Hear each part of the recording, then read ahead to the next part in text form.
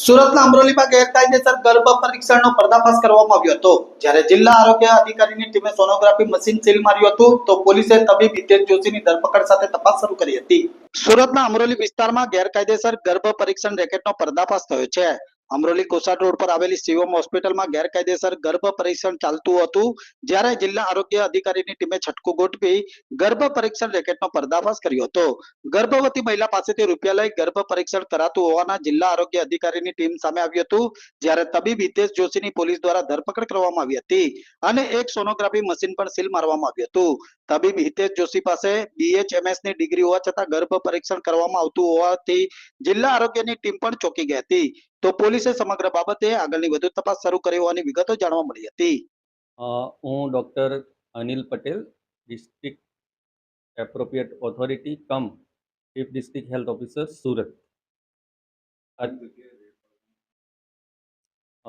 Shivam hospital અને ICU hospital જે અમરોલી વિસ્તારમાં આવેલી છે, એમના વિરુદ્ધમાં એક સામાજિક કાર્યકર્તા અને જાગૃત નાગરિકે ફરિયાદ કરી હતી.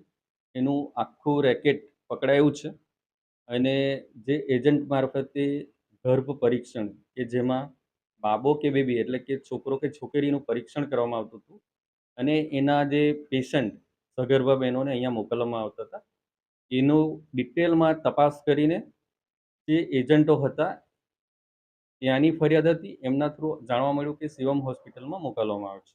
તો અત્યારે અમે આ એકદમ સાચી અને સચોટ માહિતી છે, એટલા માટે આજે PCPNDT એક્ટ ગર્ભ પરીક્ષણ ન કરી શકે એ કાયદાનો ભંગ કરેલો હોવાથી આજે સોનોગ્રાફી મશીન છે જે અમારા PCPNDT એક્ટ હેઠળ રજિસ્ટ્રેશન પણ છે. તો કાયદાનો ભંગ કર્યો હોવાથી એને મશીન સીલ કરીને એની કાર્યવાહી કરી રહ્યા છે.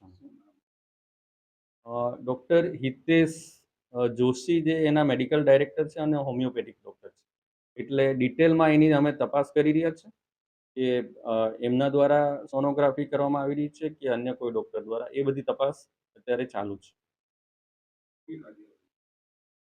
અત્યારે આ મશીન અમે સીલ કરી રહ્યા છે, જેની કાર્યવાહી અત્યારે ચાલુ છે અને આ જે એક્ટના નિયમો પ્રમાણે એને એમની અગેન્સ્ટમાં કોર્ટ કેસ કરવામાં આવશે.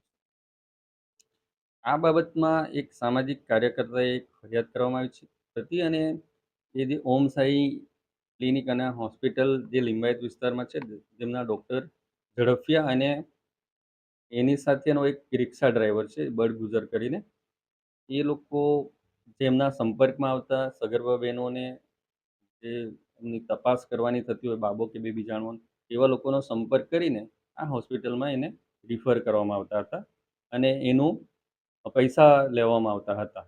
એટલે એ જે ડૉક્ટર વિજય ઝડફિયા અને એની નીચેના 2-3 વ્યક્તિઓ છે, એનું જે રેકેટ બહાર પાડ્યું છે અમે, અને એમના નિવેદનમાં આવ્યું છે, સચોટ એ લોકોએ માહિતી આપી છે કે શિવમ હોસ્પિટલમાં ગર્ભ પરીક્ષણ માટે મોકલવામાં આવતા હતા. ઘણા બધા પેશન્ટોના નંબર તેમજ જે લેવડ દેવડનું જે ટ્રાન્ઝેક્શન થયું છે એ પણ અમને ખબર પડી છે, એ પણ અમે કોર્ટમાં રજૂ કરીશું. 10,000 થી 15,000 રૂપિયા એક પેશન્ટ પાસેથી લેવામાં આવતા.